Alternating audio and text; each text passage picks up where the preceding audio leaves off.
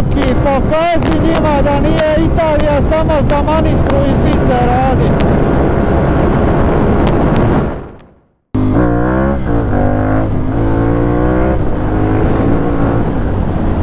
Dobrodošli na ST Moto, uvijek imate na umu da vozite u okviru svojih mogućnosti, nemojte se precjenjivati i nikako ne pokušavajte radnje iz videozapisa jer posljedice mogu biti kobne. Za sva pitanja, indikacije i nuspojave obratite se ST Moto jer znanje je naš moto.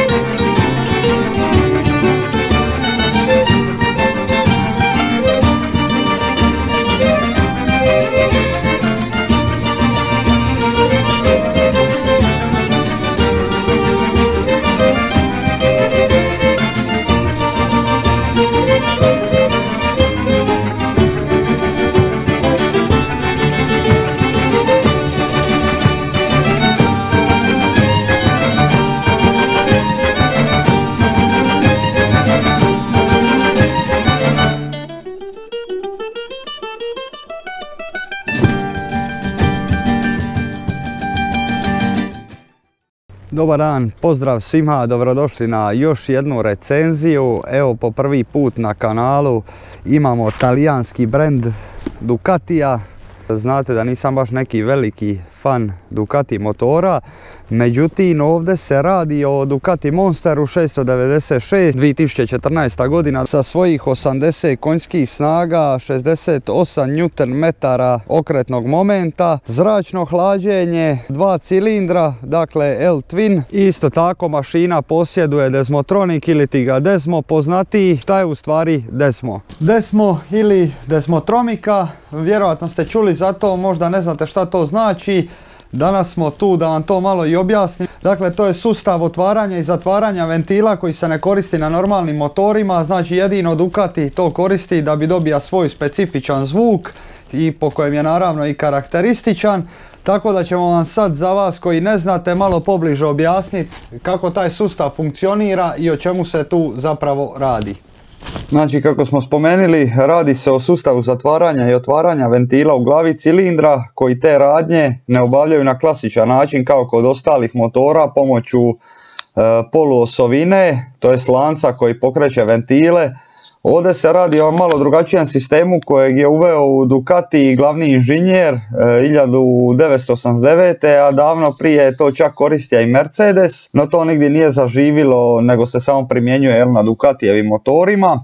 Taj sistem otvara i zatvara ventile pomoću zupčanika, od kojih dva otvaraju ventila, jedan ih zatvara, te za pokretanje tih zupčanika se koristi remen, a ne lanac kao kod klasičnih motora. Posljedica toga je naravno dobra, a to je preciznije ubrizgavanje smjese goriva u cilindar i samim time bolje sagorijeva.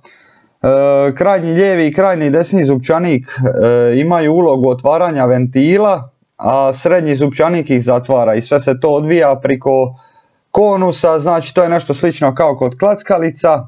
Postoji još jedna prednost kod Desmodromike u odnosu na klasični sustav ventila, je ta da desmodromski sustav je mehanički i kod njega nema opruga koje vraćaju ventile u pravilan položaj, nema niti mogućnosti da dođe do efekta titranja ventila koji zatim može uzrokovati nepravilnije ubrizgavanje smjese zraka i benzina u cilindar i samim time uzrokovati nepravilni rad cijelog pogonskog motora. Desmodromika je u Ducatija motora najzaslužnija za jedinstveni zvuk koji proizvode njihov pogonski agregat i nešto po čemu se ti motori razlikuju od svih drugih. Klackalice koje vidimo na videu otvaraju i zatvaraju ventile koji su spojeni na njih, a poluosovina u kombinaciji sa zupčanicima kontrolira, odnosno miče klackalice koje zatim otvaraju i zatvaraju ventile zbog izostanka klasičnih federa koje kod drugih pogonskih motora vrše funkciju vraćanja. Materijali koji se koriste za izradu desmodromskog sistema moraju biti otporni na habanje i jako izdržljivi. I samim time ti materijali su skupi, što znači da je i cijena Ducatija puno veća baš zbog tog razloga. Što se tiče nekih prednosti i mana ovoga je što motor mora raditi jako da bi otvara i zatvara ventile na svim brzinama motora. Što je veća brzina stvara veći pritisak i naravno više se troši i zbog toga su češći servisni intervali koji naravno koštaju. Nekad kad je Ducati to tek proizveo, to je bilo super zato što su se onda na normalnim motorima te opruge od ventila koje radile od loših materijala koji su pucali, krivili se i tako dalje. Međutim, danas imamo puno bolje, jače, jeftinije materijale koji vam omogućavaju dugotrajnu vožnju bez često servisiranja samih tih opruga ventila i ventila kao njih samih. Ducati je danas to zadržao samo zato što je to njihov šablon i nekakav zaštitni znak. Da je to danas potrebno, stvarno mislim da nije i mislim da je to više mana baš iz tog razloga zbog tih češćih servisnih intervala. A i da to danas svaki motor ugrađuje, motori bi bili puno skuplji jer kako sam malo prije objasnio, ti materijali od kojih se to rade, ti zupčanici i sve to skupa su jako skupi. Također motor posjeduje i Brembove kočnice koje su jedna među najboljima. Zašto je ovaj Monster u stvari poseban? Kako ja volim reći, čorava koka, zrno u bode, znači Ducati je stvarno uboa s ovim motorom vrhunsku priliku i ovaj motor je Ducatiju donija ogromne novce zato što su jednostavno pogodili dobar proizvod, napravili su motor odlično, bez puno kvarova, bez puno problema, znači sa nekakvim redovnim servisima i s ovim motorom ne biste trebali uopće imati problema. To se tiče same težine motora, iznosi 185 kg, znani cijelu povijest ovoga motora, znači na motoru se nije radilo apsolutno ništa osim redovnih servisa i na 40.000 km je rađen taj Desmo. Uvijek su govorili da je lipota Italije na motoru i mehanika od Japanaca da bi to bio savršen motor. V-Twin, šta se kaže, motor mu daje stvarno brutalan zvuk i baš mu dobro stoji ovo ime Monster. Nisu se puno dirali oko vanjskoga dizajna, izgleda, znači ostali su tu standardni osim samo ovih mehaničkih stvari šta su nadodavali. Znači nije to sad da je to nekako moje mišljenje pa kao samo moje, nego to su jednostavno činjenice da se talijanski motori da su puno nekvalitetniji nego japanski motori. Međutim, postoje ljudi kojima se ovo sviđa i naravno ako se nekome sviđa zašto si ne bi kupio ovo. A što se tiče njegovih konkurenata, to bi bio SV 650 Suzuki i Kawasaki R6F. Znači to su sve dva cilindra i naravno puno su jeftiniji bili u startu i sada polovni nego što je Ducati. S obzirom na njegove performanse i karakteristike očekivao sam da će imati full ovje za namještat, međutim toga mu malo manjka. Neki poznati problemi što se tiče baš Ducati Monstera, konkretno od 2008. do 2014. Baterija, znači baterija bi se potrošila ako se motor ne bi koristio neko vrijeme, znači ne vozite motor 2 tjedna i on iščuča cijelu bateriju, znači to je malo ipak previše. Drugi problem, curenje ulja na lijevoj strani. Treći je znači vida na glavnoj nogari na koju ga naslanjamo, zna puknit. Retrovizori nekad se znaju odvidati, rasklimat brzo, mijenjanje brzina, znači isto je bilo dosta prijavljenih problema sa šaltanjem brzina, neće da upadne u brzinu i naravno zbog dijelova jako skupo održavanje. Ne bi vas više gnjavija sa tehničkim podacima, ajmo se mi rađe malo provozat i vidjeti kakav je Ducati.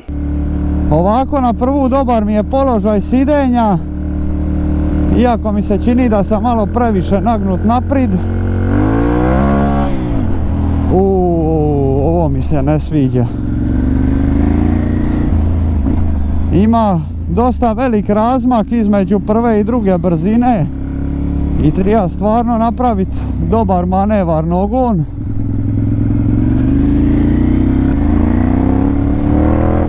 A zvuk mu je brutalan. Baš mu je brutalan zvuk. Motor se vozi prelagano, nemate uopće osjećaj da motor ima 180 i kusur kila.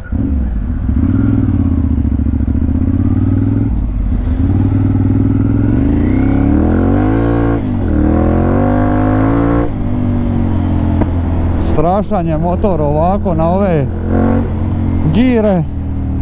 Možda za mene malo u ovim niskim okretajima i preagresivan.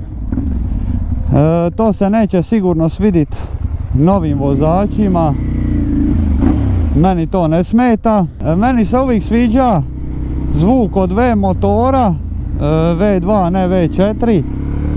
Baš mi je bio moćan, na primjer na onoj Hondi VTRS P1 i tako dalje. To mi je baš bio ono super zvuk. Ja ipak navijam za 4 cilindra.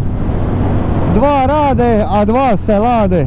Tako su mene učili. A nemate uopće osjećaj da vozite motor od 180 kg. Dosta je pitom.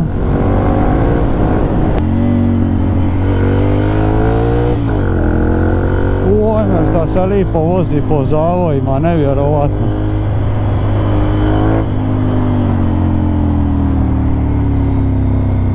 Precizan i agresivan.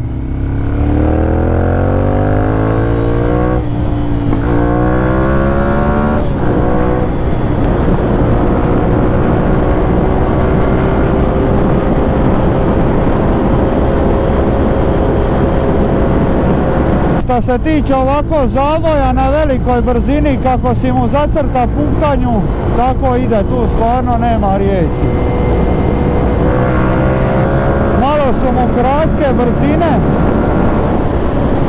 znači začas tamo već na 8.500 je blokada.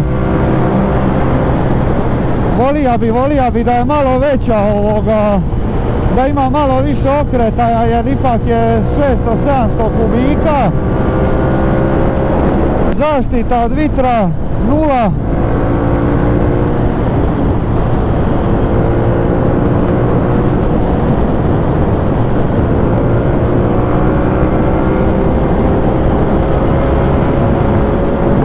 Znači sve primate u prsa, a pošto motor čupa dosta dobro, nema druge nego drži se za ručke da ne odletiš.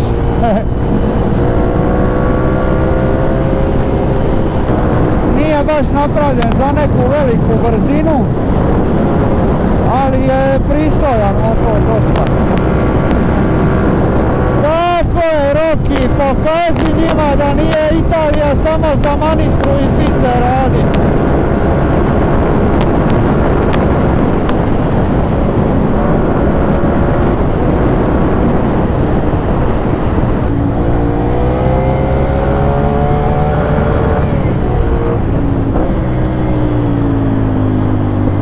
To je to, znači zašto mi fali malo duža brzina, jer baš kad ga izvlačim iz okuke mi treba tih još 2-3 do okreta.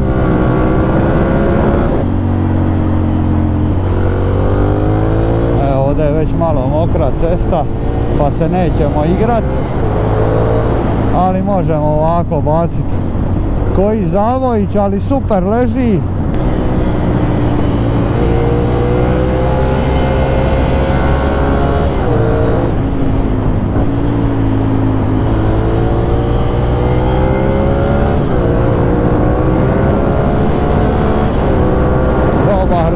Dobar, odlično odradio ovo.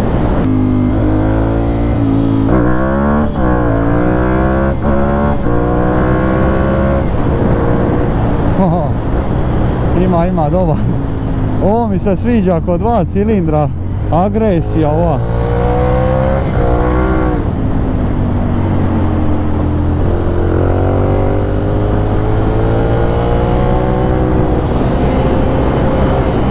Kako se dobro vozi.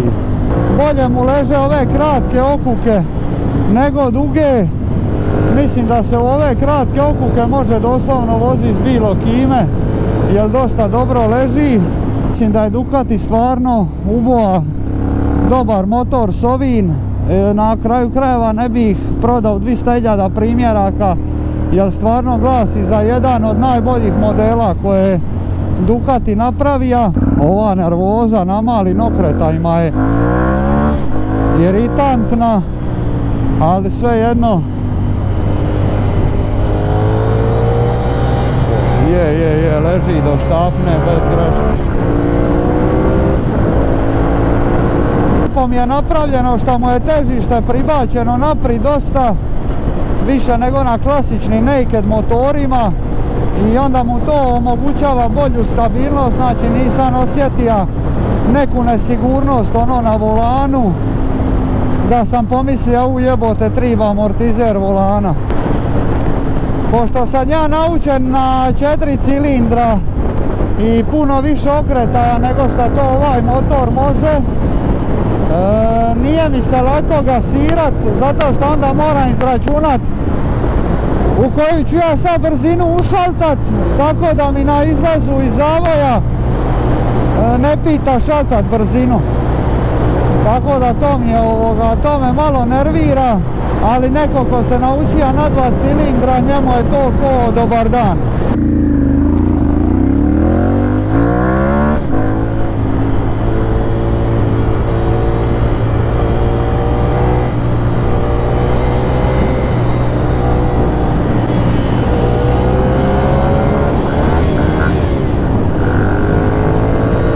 Evo ovo mi se ne sviđa, kad neće da ubode brzinu, a baš sam se lipo zavozija. To je bilo to za danas, došli smo do kraja još jedne recenzije, pa da sad zbrojimo i oduzmemo sve. Malo sam se čak, moram priznati, zabavija, jako je zanimljiv motor, doduše malo pri velikim brzinama mi nije to baš to, volija bi da je malo više napravljen, kao što i sama riječ kaže, neki sport tourer.